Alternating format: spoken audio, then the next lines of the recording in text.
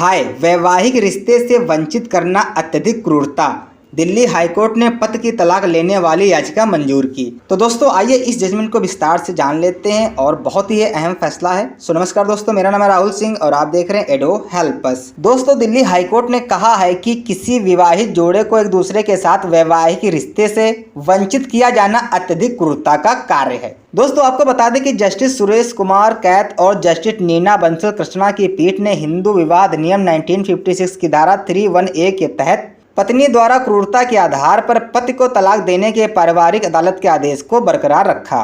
दोस्तों अदालत ने पत्नी की अपील को खारिज करते हुए कहा कि जिन पक्षकारों ने 2012 में शादी की थी वे अपनी शादी को कायम रखने में असमर्थ हैं, क्योंकि वे केवल 10 महीने से ही एक साथ रह पाए और उसके बाद अलग अलग रह रहे हैं। दोस्तों इसी के साथ में अदालत ने कहा किसी जोड़े को एक दूसरे के साथ और वैवाहिक रिश्ते से वंचित किया जाना अत्यधिक क्रूरता का कार्य है। पार्टियों के बीच मतभेद थे और उनके परिवारों के बीच हर महीने उन्हें सुलझाने के प्रयास किए जा रहे थे। यह मुद्दे स्पष्ट रूप से वैवाहिक जीवन में सामान्य दरार होने वाले प्रतीत हो सकते हैं, लेकिन तथ्य यह है कि अपीलकर्ता वैवाहिक जीवन में तालमेल बिठाने में असमर्थ रही, जिससे दिन प्रतिदिन मतभेद पैदा होते थे और इस तरह प्रतिवादी यानी पति के मन में असंतोष और आशंका का तत्व पैदा होता था।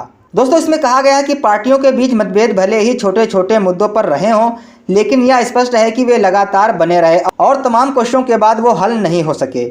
व्यक्तिगत रूप से विचार करने पर इन घटनाओं को वैवाहिक जीवन की सामान्य टूट फूट कहा जा सकता है, लेकिन प्रयासों के बावजूद कोई समाधान नहीं होने पर महीनों तक लगातार इनका बना रहना वैवाहिक रिश्ते में अविश्वास, नाखुशी और अनिश्चितता पैदा करने वाला मानसिक आघात कहा जा सकता है। दोस्तों इसके अलावा आपको बता दें कि अदालत ने कहा कि पति चाहे घर पर हो या काम पर लगातार आंशिक रहता था कि क्या घर में चीज़ें ठीक होंगी या उसे किसी प्रतिकूल घटना का सामना करना पड़ेगा।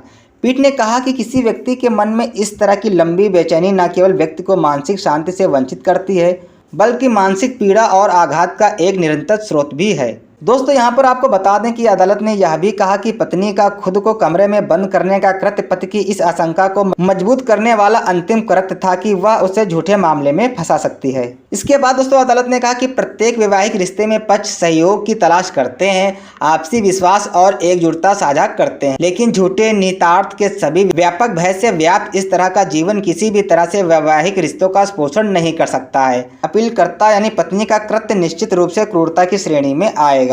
और दोस्तों इसी के साथ में हाईकोर्ट ने अपील करने की रिट को खारिज कर दिया और पारिवारिक न्यायालय के आदेश को बरकरार रखा, जिसमें पति को 13(1)(a) के तहत तलाक मिला था। तो आई होप आपको ये वीडियो पसंद आई होगी और मिलता है नेक्स्ट वीडियो में। तब तक के लिए जय हिंद, जय भारत।